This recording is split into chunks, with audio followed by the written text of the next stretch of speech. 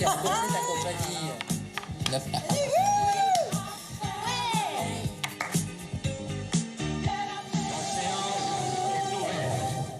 Il est l'un des jeux de société les plus vendus au monde, 275 millions d'exemplaires de Monopoly dans le monde entier.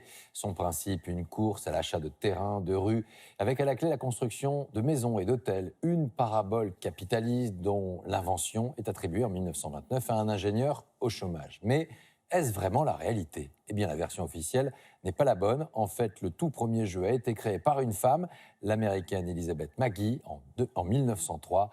Et à l'époque, elle entend dénoncer les dérives potentielles d'un libéralisme effréné. Regardez. Le Monopoly, c'est beaucoup de souvenirs, d'enfance, de dimanche en famille. On fait une partie de Monopoly? Ouais! Au début, tout le monde est content. Wow!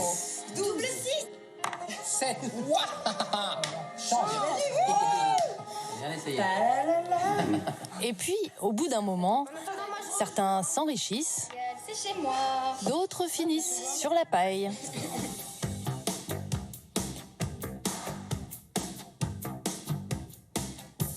Et forcément, tout ça crée une certaine tension. Normal, c'est la règle du jeu.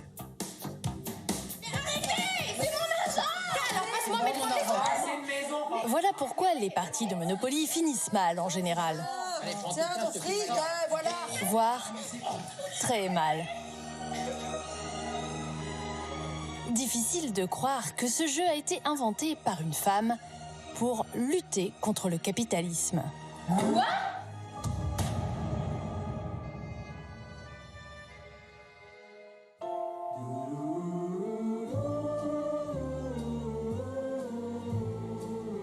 L'histoire officielle, la voici.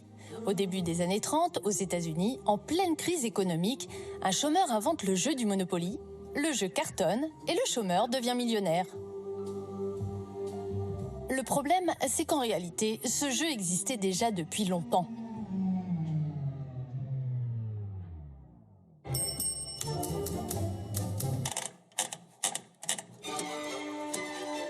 La véritable créatrice du Monopoly, c'est elle, Elizabeth Magie, une jeune sténo délurée, qui a déjà fait breveter en 1893 un système pour améliorer le fonctionnement de sa machine à écrire.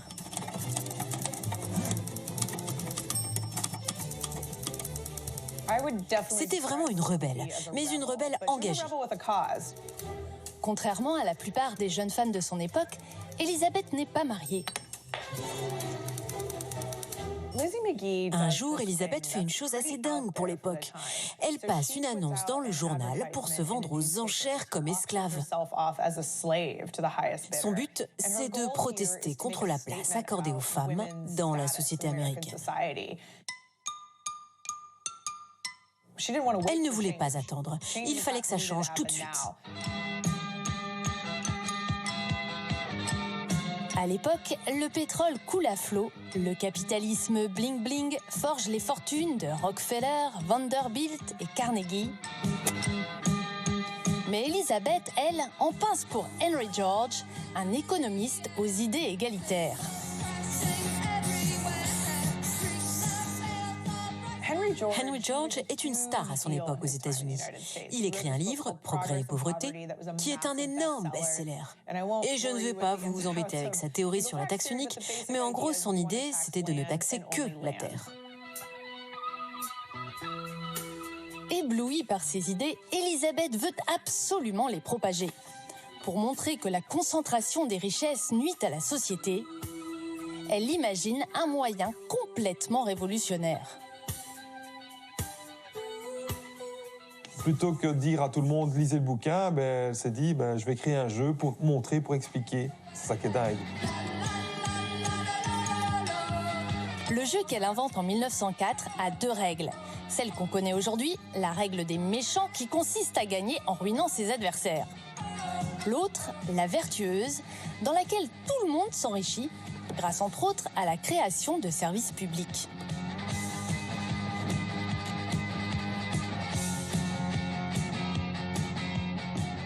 À un moment donné, les joueurs mettent en commun l'argent qu'ils devraient payer aux propriétaires dans une sorte de trésor public. Et lorsque le trésor public atteint un certain niveau d'opulence et de richesse. Certaines cases payantes, par exemple la case électricité, l'eau, etc., devient gratuite. Donc on est vraiment dans un esprit, on peut dire, socialiste. Son jeu s'appelle le jeu du propriétaire. C'est Landlord's Game. C'est vrai que c'est pas très sexy. Le jeu se diffuse dans les milieux universitaires de gauche le long de la côte Est et progressivement dans certains foyers.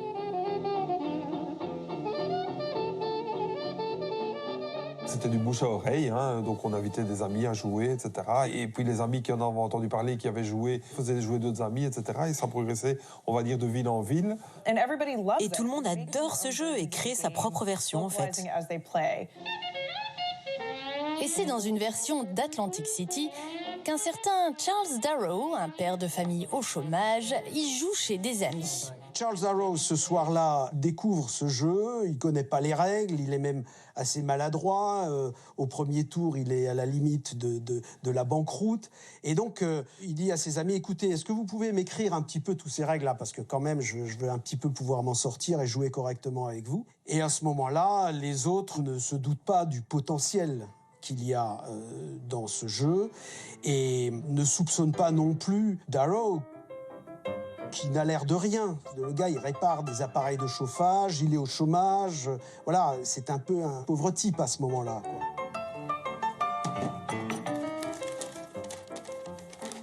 Arrivé chez lui, Charles Darrow n'a plus qu'à faire copier-coller. Il redessine le jeu sans rien oublier. La case départ, la case chance, la prison, mais il ne garde que la règle des méchants. Et surtout, il change le nom pour celui de Monopoly. Évidemment, Monopoly, pour nous, c'est une marque. Mais en anglais, ça veut dire monopole. C'est un nom commun. Tout le monde disait Monopoly, tout le monde jouait au Monopoly. Et lui, il crée et il dépose un brevet avec la marque Monopoly. Charles Darrow présente le Monopoly à la société Parker Brothers et rafle la mise.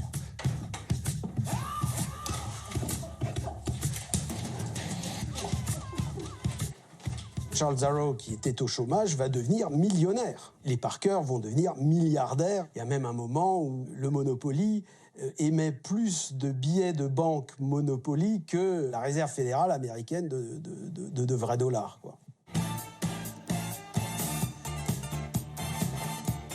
Dès sa sortie en 1935, le succès est immédiat. Parker Brothers en édite jusqu'à 20 000 exemplaires par semaine.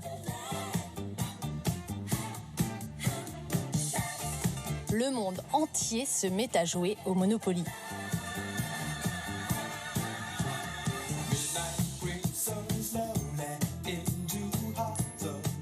Tout le monde a une histoire, un lien avec le Monopoly. Tout le monde. J'aime pas le Monopoly parce que mon frère trichait. Ma grand-mère est une petite dame toute polie qui va à la messe. Mais au Monopoly, c'est une bête sauvage. Mauvaise joueuse. Des dérapages systématiques qui méritent une explication psychanalytique. Ça m'énerve, j'arrête, moi. Ça fait appel à deux pulsions que Freud a très bien déterminées dans un stade sadicanal, c'est-à-dire qui consiste à thésauriser un maximum, amasser de l'argent pour soi et battre à plat de couture les autres, détruire même les autres, puisque c'est ça le jeu. Et donc là, il y a quelque chose d'absolument jouissif. Et Elisabeth dans tout ça? La belle idéaliste meurt en 1948 dans l'anonymat en n'ayant touché que 500 $ pour son invention.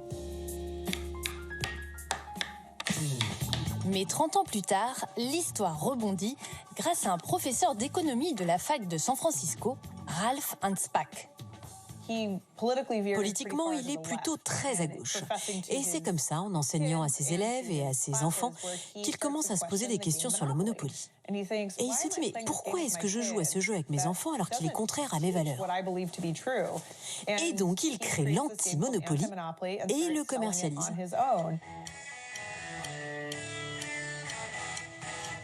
C'est ainsi que, sans le savoir, Ralph Anspach redonne vie à l'esprit du jeu tel qu'Elisabeth l'avait conçu.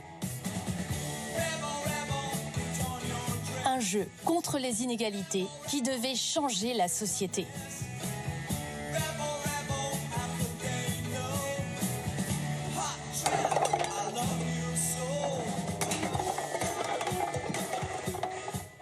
Autre destin incroyable ce soir, celui de la première chirurgienne esthétique au monde. Saviez-vous qu'elle était française? Son nom, Suzanne Noël. Elle réparera les gueules cassées de la Grande Guerre, mais aura également comme patiente Sarah Bernard, qui rêvait d'un lifting. Réparer les corps mutilés ou rajeunir les visages, pour elle, la démarche est la même. L'écrivaine Leila Slimani a découvert cette histoire et c'est dans une bande dessinée qu'elle la raconte. 100 ans après, la chirurgie esthétique est-elle débarrassée des préjugés? C'est l'acte 2 de ce soir. Le blog, c'est mon univers. Le matin à 8h, je quitte le monde. J'abandonne mes vêtements pour des habits de papy. Je suis chirurgienne. La plupart des chirurgiens sauvent des vies. Moi, je sauve les apparences. Et si sauver les apparences, c'était un peu réparer les vies?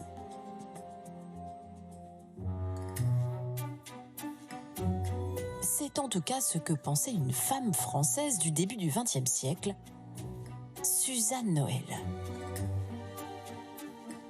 Elle est tout simplement devenue la première femme chirurgienne esthétique au monde.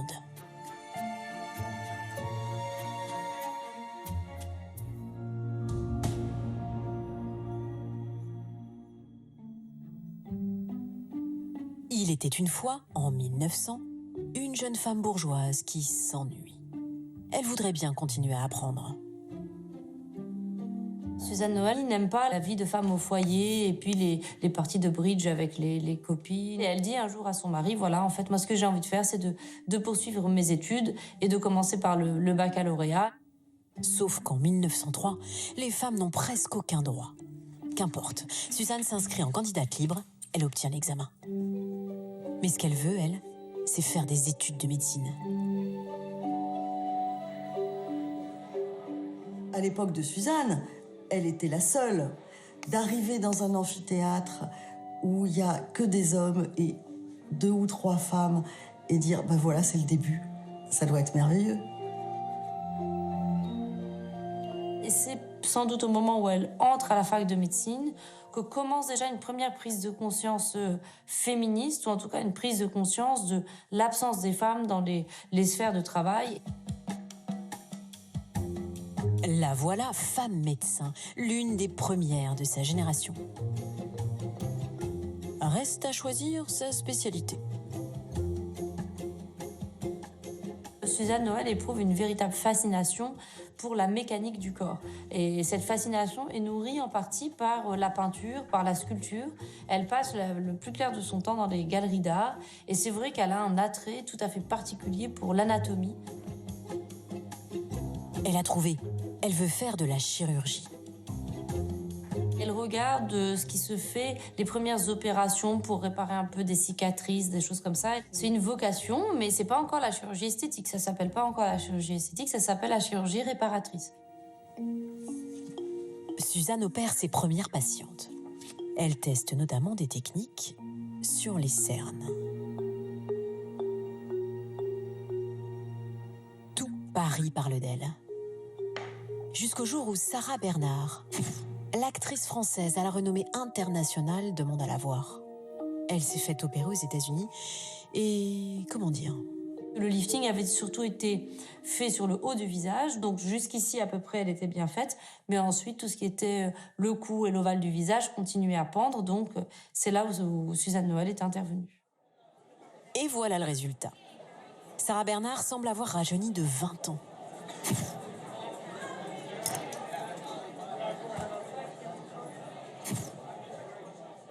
C'est comme ça que démarre sa notoriété publique. Suzanne va très vite être considérée comme une pionnière dans son domaine, d'abord parce qu'elle est très subversive, très courageuse. Et du courage, il va lui en falloir. Car c'est la Première Guerre mondiale. Après le lifting de Sarah Bernard, c'est l'heure des gueules cassées. À l'époque, ils voient arriver des gens défigurés. C'est bouleversant. Tous ces gens-là sont des gens qui d'abord vont perdre le lien social, qui vont faire des tentatives de suicide. Et à partir de là, elle comprend aussi que la difformité, la défiguration, c'est quelque chose qui vous empêche de vivre en société. Je me suis beaucoup intéressée à cette femme parce que je trouvais très touchant, très fort et très intelligent la façon dont elle réfléchit à cette question de la beauté. Et par exemple, cette expression, être bien dans sa peau, c'est vraiment quelque chose que Suzanne Noël comprend. 100 ans plus tard, cette chirurgienne aide aussi les femmes à se sentir mieux dans leur peau. Il y a des personnes qui viennent réparer quelque chose, c'est-à-dire réparer un accident de la vie. Ça, c'est de la chirurgie réparatrice. Comme cette femme qui a eu un cancer du sein. Être amputé des 2 seins, c'est une atteinte à la féminité qui est dure. C'est porter sur soi les stigmates de la maladie. Il y a aussi des gens qui ont envie d'améliorer quelque chose. Parce que quelqu'un qui est complexé va tout voir à travers le prisme de son complexe. Je ne juge pas du tout les motivations des patients. Je dirais dans 99% des cas, je comprends très bien la demande de la personne. Je m'achète de la féminité et du sexy et j'ai le pouvoir.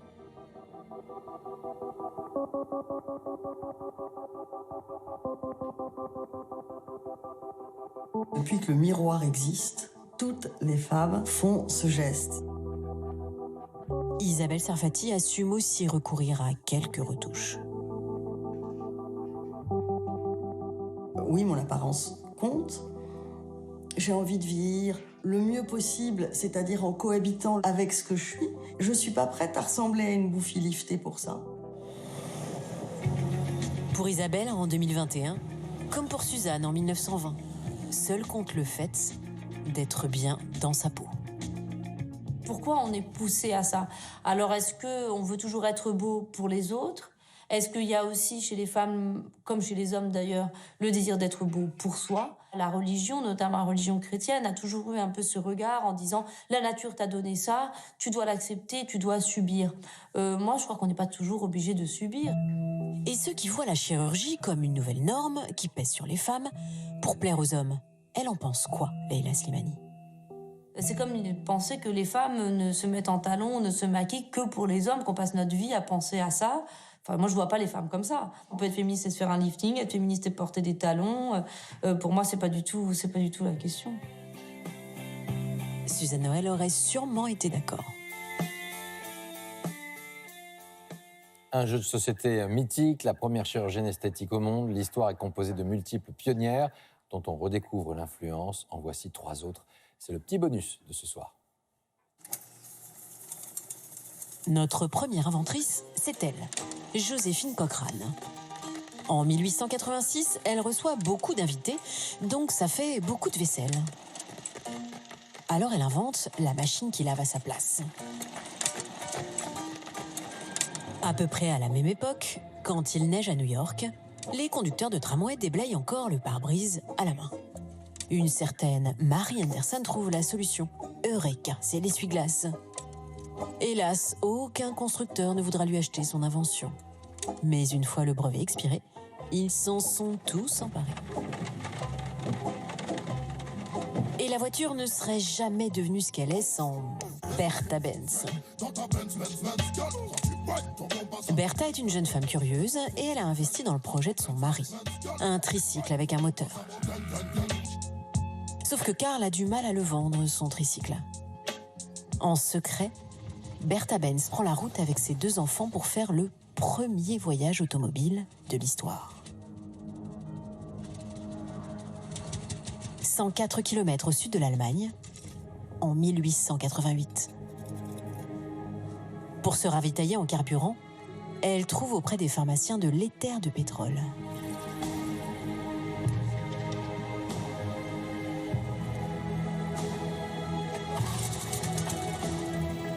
Bertha Benz a à la fois prouvé l'utilité de la voiture et l'intérêt de l'audace.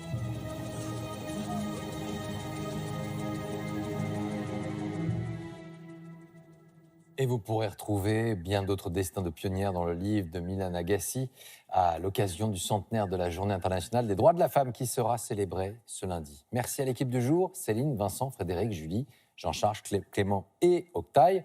Le replay sur France Info, rubrique magazine. À demain pour 20h30. Au sommaire, Marc Lévy, André Manoukian et Camille Lelouch. Tout de suite, la Coupe de France de football et l'affiche de ce soir. Brest face au Paris Saint-Germain. À demain.